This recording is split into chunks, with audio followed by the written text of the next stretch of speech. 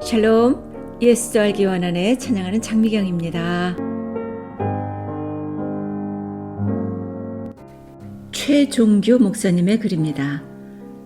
우리가 믿음을 갖는다는 것은 우리의 형편이 좋아질 것 같은 확신을 갖는 것이 아니라 우리가 어떠하든지 우리를 구원하시는 하나님의 신실하심을 신뢰하는 것입니다.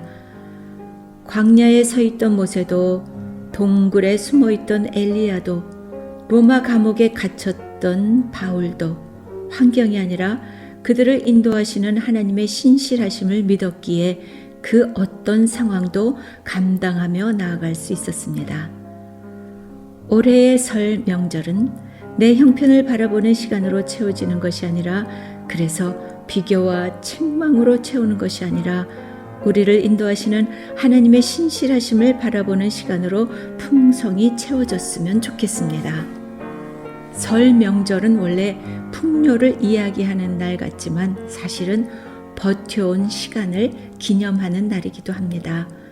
넉넉해서 맞는 명절이 아니라 힘들어도 여기까지 살아내었기에 맞이하는 날이기 때문입니다.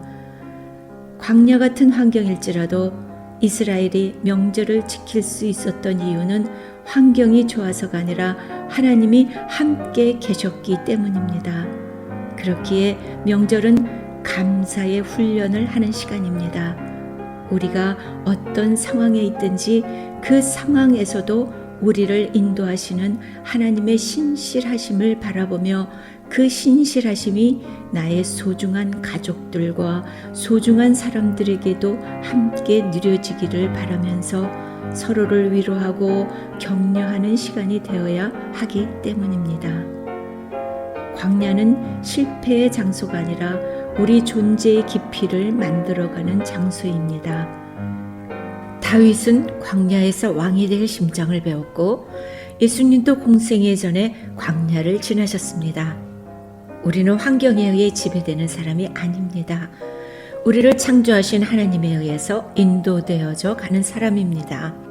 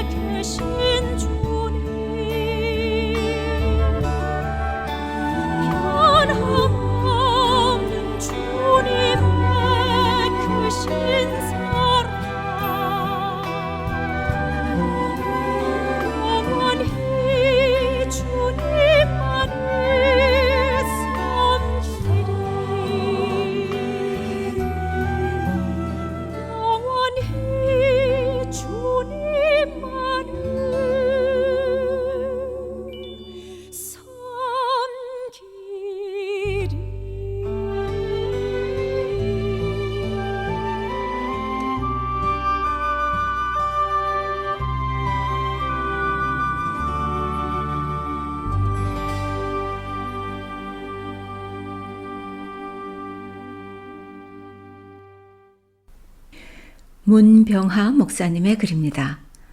어느 수도사가 오랫동안 모진 수련 생활 끝에 드디어 온 천하가 우러러볼 성자가 되어갈 때쯤 마귀들이 회의를 열었다. 이 수도사를 타락시켜보자는 것이었다. 마귀의 졸개들이 수도사를 유혹을 시작했다. 금덩어리를 보냈으나 눈도 깜짝하지 않았다. 어여쁜 미녀를 보냈지만 돌을 보듯 무표정했다. 의심과 공포의 씨앗을 심으려 했지만 조금도 흔들림이 없었다. 모든 수법을 써봤지만 도무지 요지부동이었다. 그러자 보고 있던 노련한 대장 마귀가 나섰다. 그리고 수도사의 귀에 대고 뭐라고 속삭였다. 그러자 그 수도사의 얼굴은 붉어지며 화를 내기 시작했다. 졸개 마귀는 대장 마귀에게 도대체 뭐라고 그러셨느냐고 물었다. 대장 마귀는 단지 이 한마디만 했을 뿐이라고 했다. 당신 친구가 알렉산드리아에서 방금 주교로 뽑힐 것입니다. 헛된 영광이란 무엇입니까? 아담의 유혹 속에 들어있는 것입니다. 먹음직하고 보암직하고 세상에 자랑이 될 만한 것들, 육신의 정욕과 안목의 정욕과 세상의 자랑이 다 헛된 영광입니다. 이러한 영광은 다른 사람들과 비교했을 때 더 선호적으로 여겨지며 얻게 되는 것입니다. 사람이 추구하는 영광이란 자신이 다른 사람들보다 더 낫게, 더 빠르게, 더 아름답게, 더 강력하게 혹은 더 성공적으로 여겨질 때 얻는 영광입니다. 성공의 사다리에서 더 높이 올라갈수록 더 많은 영광을 얻습니다. 삶의 점수판에 점수가 더 좋을수록 더 많은 영광을 받습니다. 그러나 이런 영광은 어둠을 발생시킵니다. 경쟁에 근거한 인간의 영광은 경쟁적인 관계를 만듭니다. 경쟁은 그 안에 폭력의 시작을 담고 있습니다. 그리고 폭력은 죽음에 이르는 길입니다. 따라서 사람들이 생각하는 영광은 헛된 영광이요, 가짜 영광이며 죽음에 이르는 영광입니다. 그렇다면 하나님의 영광은 무엇입니까? 하나님은 자기를 비움으로 겸손함으로써 그분의 영광을 드러내십니다. 하나님은 그분의 거룩함을 경쟁이 아니라 연민을 통하여 우리와 함께 고통을 겪으면서 보여주기로 결정하였습니다. 하나님은 낮은 곳으로 가는 길을 택하였습니다. 그것은 십자가의 길입니다. 예수님은 십자가의 길을 통하여 하나님께 영광을 드리고 하나님으로부터 영광을 받으며 하나님의 영광을 알려줍니다. 부활의 영광은 십자가의 영광으로부터 결코 분리될 수 없습니다. 부활한 주님은 항상 우리에게 그분의 상처를 보여줍니다. 하나님의 영광을 참으로 보고자 한다면 우리는 예수님과 함께 낮은 곳으로 가야 합니다. 이것이 가난하고 억압받는 이들, 그리고 장애에 있는 이들과 연대하여 살아가야 하는 가장 큰 이유입니다. 그들은 하나님의 영광이 우리에게 드러날 수 있는 통로입니다. 그들은 하나님께로 가는 길, 구원으로 가는 길을 우리에게 보여줍니다. 헨리 나우엔의 글에서 목사라면 교회를 개척하여 몇 년 만에 기적적인 부흥을 일으킨 사람이 되고 싶을 것입니다. 그러면 전국적으로 유명한 강사가 되기도 합니다. 그런데 말로서는 하나님의 영광이라고 하지만 결국 그 속내는 자기의 영광이 다 들어있습니다. 그러므로 사람들이 말하는 하나님의 영광이라는 말에 속지 말아야 합니다. 하나님의 영광은 하나님의 아들을 통하여 영광받는 것으로만 영광받으십니다. 우리가 하나님의 아들을 제쳐두고 독자적인 업적을 만들어서 하나님께 영광 돌리려고 하는 것이 바로 헛된 영광입니다. 내가 때로 비참하게 느껴지는 것은 내 사는 처지 때문이 아니라 별 볼일 없다고 느꼈던 친구의 과분한 성공 때문입니다. 그 친구의 가치를 내가 몰라보았던 것에 대한 반성보다는 왜 나에게는 행운이 따르지 않는가에 대한 원망이 먼저 드는 것은 아직 수양이 덜 되었다는 증거입니다. 친구가 잘 되는 것을 진정으로 기뻐해 주는 것이 진실한 친구일진데, 나는 그렇게 하려고 드는데 내게 대해서는 그런 친구가 있을까 하는 의문이 드는 것을 보면 여전히 더 수련해야 할 상태임은 분명합니다. 때로 비참하게 느껴지는 이유가 내 사는 처지 때문이 아니라 별 볼 일 없다고 느꼈던 친구의 과분한 성공 때문은 아닙니까? 헛된 영광을 구하여 서로 노엽게 하거나 서로 투기하지 말지니라. 갈라디아서 5장 26절 말씀.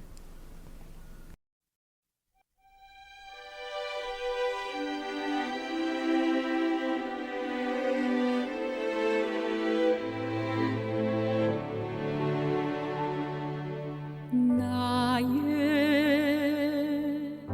힘이 되신 여호와여, 내가 주를 사랑하나이다.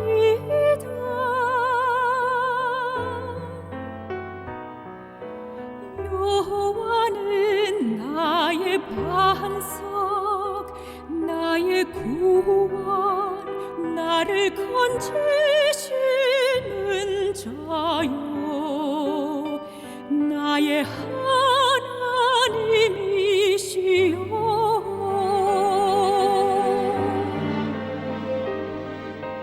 나의 힘이 되신 여호와여, 내가 주를 사랑하나이다.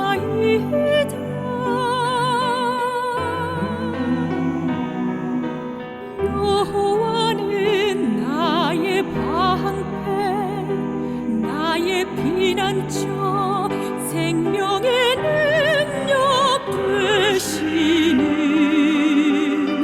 나의 하나님이시여. 나의 왕, 나의 노래, 나의 영광, 나의 주,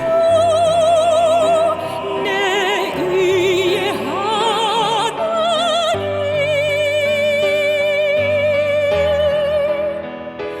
나의 소망, 내 머리를 드시는 자, 내가 주를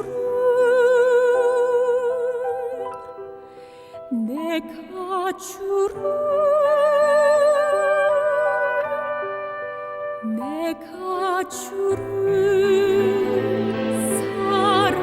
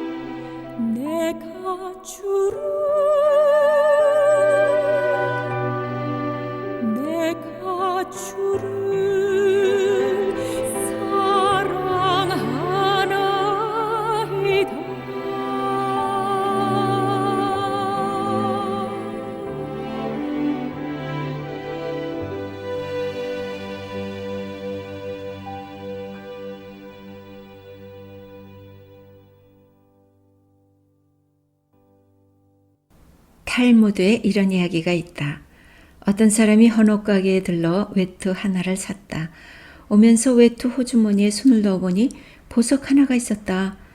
보석을 보는 순간 갈등이 생기기 시작했다. 내가 산 옷이니 보석은 내 것이야. 내 소유야. 아니야. 원래 주인이 넣어놓은 것을 모르고 헌옷 가게에서 판 것이 아닐까? 그러면 보석은 주인 것이지 않은가? 갈등을 하다가 랍비에게 가서 물어보았다. 랍비는 다음과 같이 말했다. 옷을 산 것이지 보석을 산 것은 아니지 않느냐. 보석을 돌려주러 갈 때 네 자녀를 데리고 가라. 보석보다 더 귀한 것을 자녀에게 가르치게 될 것이다. 보석보다 더 중요한 것은 사랑하는 자녀에게 정직을 가르치는 일이며 정직보다 더 귀한 정직할 수 있는 신앙을 심어주는 것입니다. 이 고귀한 신앙을 자녀에게 보여주며 하나님의 뜻을 실천하는 일은 보화를 얻는 것보다 귀한 것입니다. 미국 어느 마을에 빵을 만들어 공급하는 제빵업자가 있었습니다. 그는 가까운 농장에서 버터를 사오곤 했는데 버터의 크기가 점점 줄어들어가는 것이었습니다. 하루는 그 사온 버터를 저울에 올려놓고 달아보았습니다. 아니나 다를까 버터 무게가 많이 줄어 있었습니다. 화가 치민 제빵업자는 농장 주인을 고발하였습니다. 판사가 농부에게 물었습니다. 버터를 다는데 어떤 저울을 사용하고 있어? 그러자 영세한 농부가 대답했습니다. 저는 저울을 사용하지 않습니다. 판사는 의아해 물었습니다. 그러면 어떻게 버터의 무게를 안다는 거요? 농장 주인이 제빵업자를 쳐다보며 대답했습니다. 네, 그것은 간단하지요. 1파운드짜리 빵의 무게와 같게 만듭니다. 판사는 다시 물었습니다. 그럼 그 1파운드짜리 빵은 어디에서 사오는 것이오? 농부는 고소인을 가리키며 말했습니다. 저는 늘 저 제빵업자한테서 사다 먹습니다. 사회를 구성하는 우리 모두는 유기적 관계를 맺고 살아갑니다. 나의 흠은 곧 이웃의 흠이 되고 이웃의 아픔은 곧 나의 아픔으로 여겨질 때 우리는 진정한 우리의 존재할 자격이 있습니다. 이웃에게 상처를 주는 것은 곧 자신에게 자해하는 짓입니다. 문제의 시작은 바로 나인데 자꾸 남의 탓으로 돌리려고 하는 우리에게 예수님께서 말씀하십니다. 어찌하여 네 눈 속에 있는 들보는 깨닫지 못하느냐. 제발 그것 좀 먼저 보렴. 정직은 자신을 자신의 눈으로 들여다보는 것입니다. 자신에게 정직해야 정직한 관계를 만들 수 있습니다. 자신에게 정직하기 위해서는 주님의 눈으로 자신을 살펴야 합니다. 그래서 늘 말씀의 다림줄을 들고 자신을 재보아야 합니다. 고대 아메리칸 인디안들이 남긴 상형 문자에는 어린아이의 마음을 표현할 때 세모, 어른의 마음을 표현할 땐 동그라미로 묘사했습니다. 그 이유는 죄를 지으면 어린아이의 세모꼴 양심이 죄를 짓는 만큼 회전하면서 뾰족한 모서리로 마음을 찌르지만 그러나 어른의 마음은 성장하면서 모서리가 점점 닳아 나중에 동그라미 모양으로 변하면서부터는 죄를 짓고 잘못해도 아픔을 별로 느끼지 못하는 마음이 되더라는 것입니다. 오늘 우리의 마음은 어떠한가? 세모인가? 아니면 동그라미인가? 정직은 모든 삶을 관통하는 힘이 있습니다. 특히 하나님 앞에서 정직은 모든 삶을 회복시키는 힘이 있습니다. 그러기에 정직의 기준은 하나님이십니다. 하나님 보시기에 옳게 행해야만 합니다. 모든 것에 정직해야겠지만 무엇보다 신앙이 정직해야 합니다. 결국 거짓 없는 신앙이 축복받습니다. 프랑스의 철학자이자 사상가 사르트르가 이런 말을 했습니다. 하나님이 없다면 모든 것이 허용된다. 실제로 하나님을 무시하고 살면 거리낌이 없습니다. 오늘 세상이 흘러가는 풍조가 그러합니다. 하나님을 없이하고 하나님을 무시하는 이 세상은 온갖 거짓과 속임과 부정직함의 흑암 아래 짓눌려 있습니다. 오늘 이 신앙 공동체 안에는 어떠한가? 조심히 돌아보면서 정직을 결단해야 할 때입니다. 진정 그리스도인이라면 하나님 앞에서 마지막 순간까지 정직하고 바르게 행해야 합니다. 왜냐하면 정직한 신앙이 최고의 축복이기 때문입니다. 이 정직한 신앙이 우리 인생의 좌우명이 되었으면 좋겠습니다. 정직한 신앙은 하나님 앞에서의 코람데오 신앙으로 요행을 바라지 않고 심은 대로 거두는 정직함을 실천하며 거짓된 세상 속에서 진실함을 지키는 성령의 열매입니다.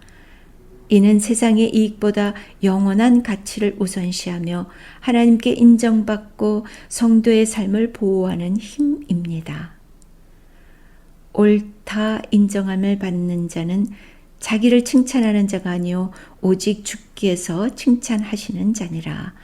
고린도후서 10장 18절 말씀.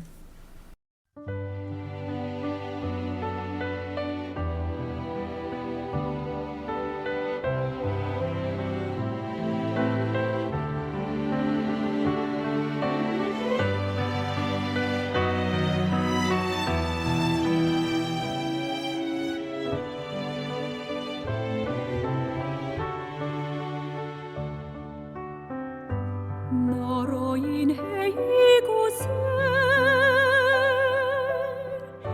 주의 사랑 흐르고 너로 인해 우리가 그 사랑에 잠기며 너로 인해 이곳에 주의 기쁨 넘치고 너로 인해 우리가 그 기쁨을 나누며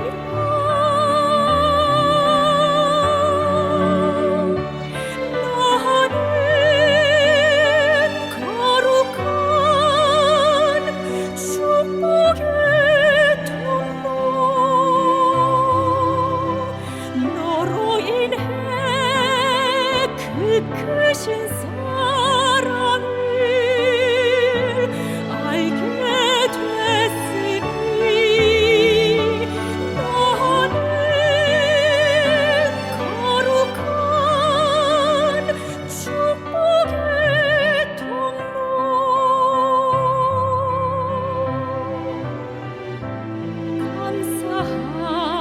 감사함으로 축복을 더합니다.